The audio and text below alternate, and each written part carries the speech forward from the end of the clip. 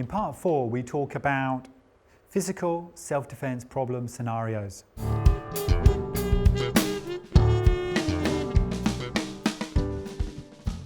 We cannot and do not want to be hyper-aware 24/7, 365 days a year. This will lead to paranoia and burnout. If we are forced to defend ourselves, the goal is to survive the initial assault, then stun and run to safety. We stay in the moment and read and react to what the attacker is actually doing right here, right now. The majority of the movements in part 4 are based on the teachings of Ron Chappell. We need self-defense movements that solve problems in the real world. They've got to be functional. And they've also got to be within the boundaries of the legal system and also your ethical systems. We need to be able to articulate to authorities why we were forced to use self-defense movements. And be aware that some situations we don't have to do physical self-defense. We can de-escalate them and use less forceful methods, be they school bullying situations or dealing with an unruly or maybe drunk family member. In that situation, I recommend the Paxial system of Ed and Bear Parker, the real world of defending yourself. Attackers are not just going to attack once and then stop. This is why we have the +1 rule. If an attacker throws 1 punch, they will throw 2. If they throw 2, they will throw 3. So you have to keep defending yourself until you have an opportunity to counteract, and then you can stun and run to safety. Another very important part of self-defense is the ability to perform under adrenaline, under stress. When we first learn things, they become quite easy to do. And in this case, our training partner has to increase the stress to try and mimic a real-life violent attack. As we get comfortable underneath this stress, we can then perform well in the street. For example, you might be able to talk about your holiday plans to your friend with no problems. But if you stand on a stage and talk to 1,000 people about your holiday plans, the stress of that can make you stumble and mumble. It's similar in self-defense.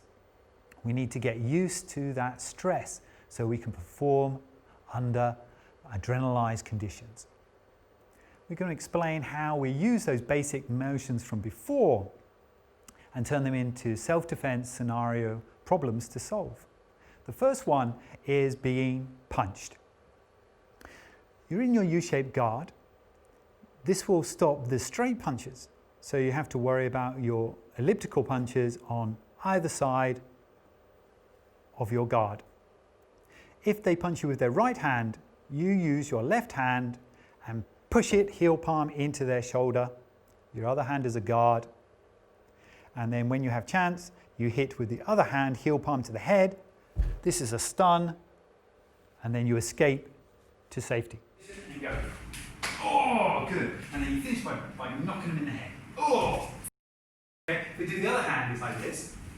No, but this is a common mistake. They want to use their dominant hand, their right hand. The trouble is here is you get hit like this. Okay, so what you do is if this hand moves, this hand, yes, exactly. So set up position and go. Oh, good. And then you finish by knocking them in the head. Oh!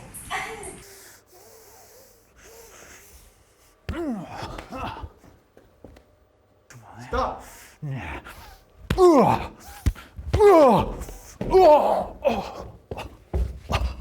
Hey man, you cool? What is it, man?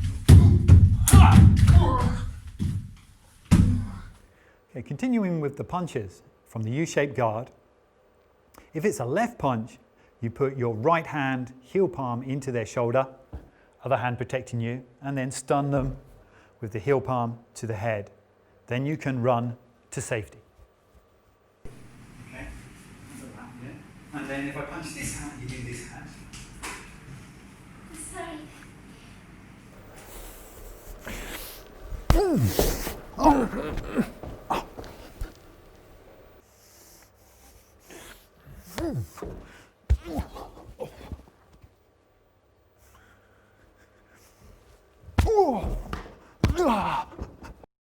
whoa, hey man, what is it? Hey, what? Here's the problem, man. Okay, hey.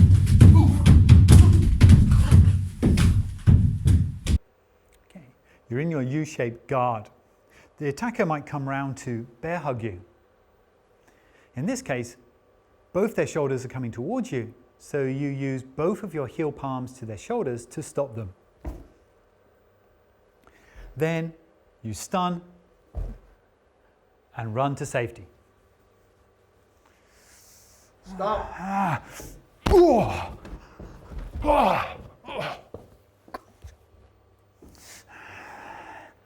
No.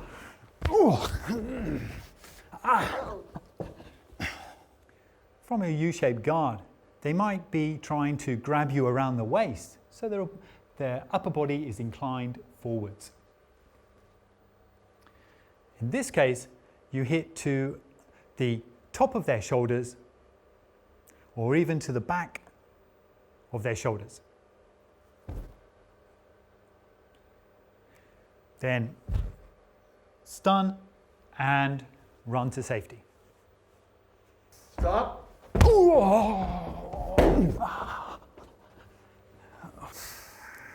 No.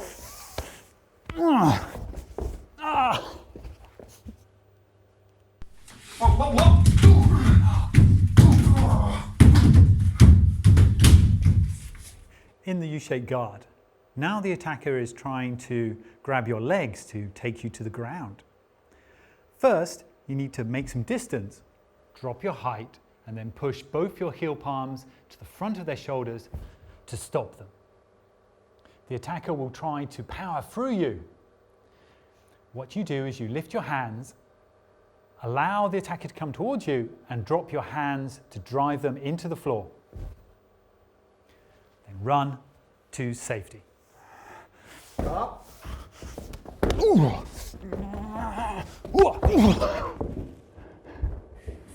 If I try and grab you around the waist, you want to put both hands down and push down on 45 degrees, okay? So grab here, boom.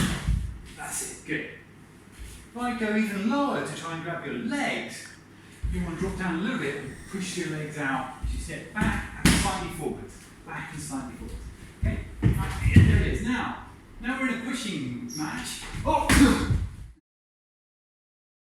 Whoa!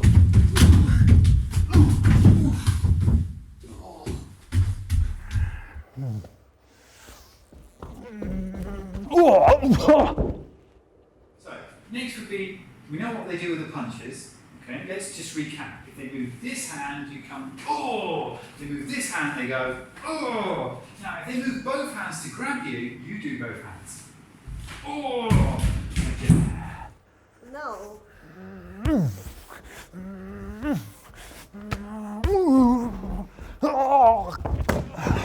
Yeah, come on. Stop. Yeah. Whoa,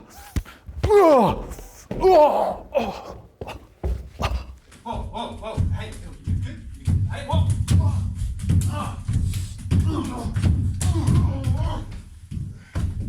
You cannot always be alert. You don't always see attacks coming. You can be distracted on your phone, and suddenly you find somebody in your personal space crowding you. What can you do? They're not attacking you at the moment, but they are very close to you. What do? We move our hands towards their groin, which will make their hips go back ever so slightly, lift up our wrists, and then twin palm heel pushes as we walk them away. Okay. Similar to the crowded situation, this time they've crowded you and put both their hands against the wall, trapping you there. As that happens, you can use exactly the same movement. You move your hands towards their groin, lift up your wrists, and push them away. And then you can run to safety. and push me away. Good, good, good, good. Keep pushing, keep pushing. Okay, if I push against you, you can spin me and push me away.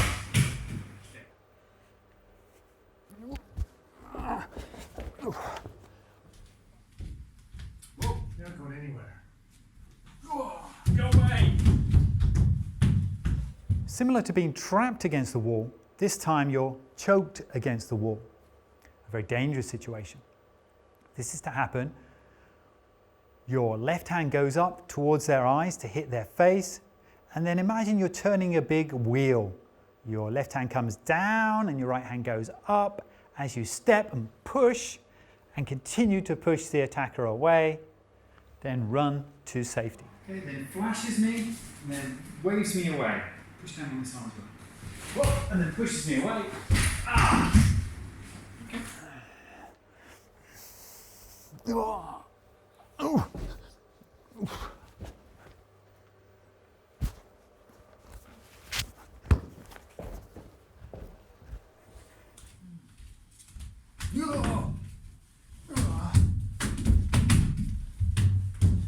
Sometimes the attacker will want to grab you by the wrist to drag you away, to control you and drag you away.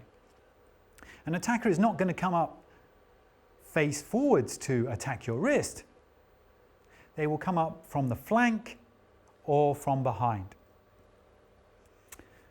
As they grab my wrist and start pulling me, the first thing I do is move towards them, make the Chinese hand, and if the thumb is up, I bring my hand back to my head, into the U-shaped guard, stun them if necessary, and run to safety.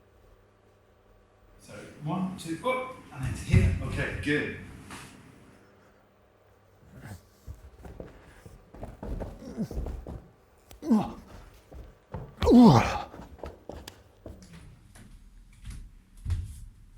Oh, hey.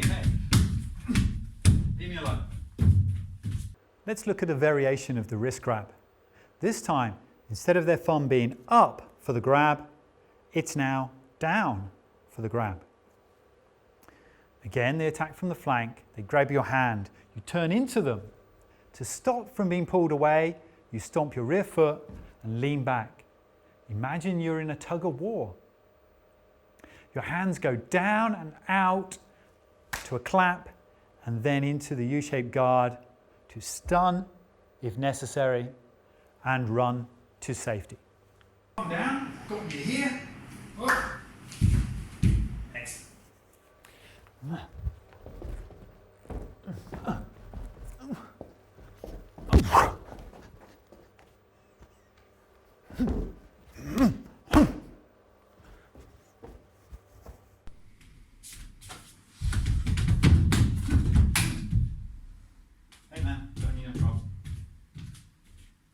It's possible that the attacker can come behind you and grab you with one arm. If that happens, the first thing to do is reach your hands up and hook between your neck and their hands and anchor down, looking towards their wrist to protect your breathing. Then you can reach underneath the elbow, lift it up as you drop down, get behind the attacker, possibly a hammerlock, the arm behind their back, and then push them away.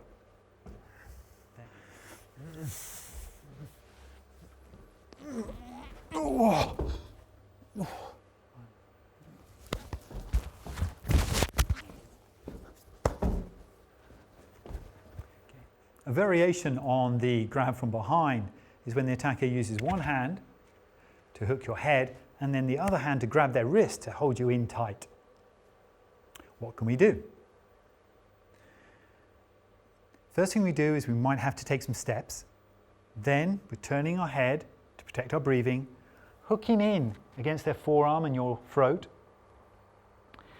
Then we turn our upper body, drop down as we put our hand behind their elbow and push ourselves out of their grip.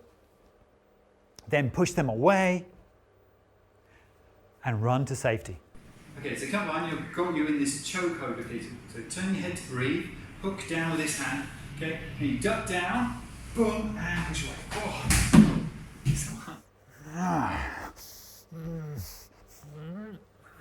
Oh.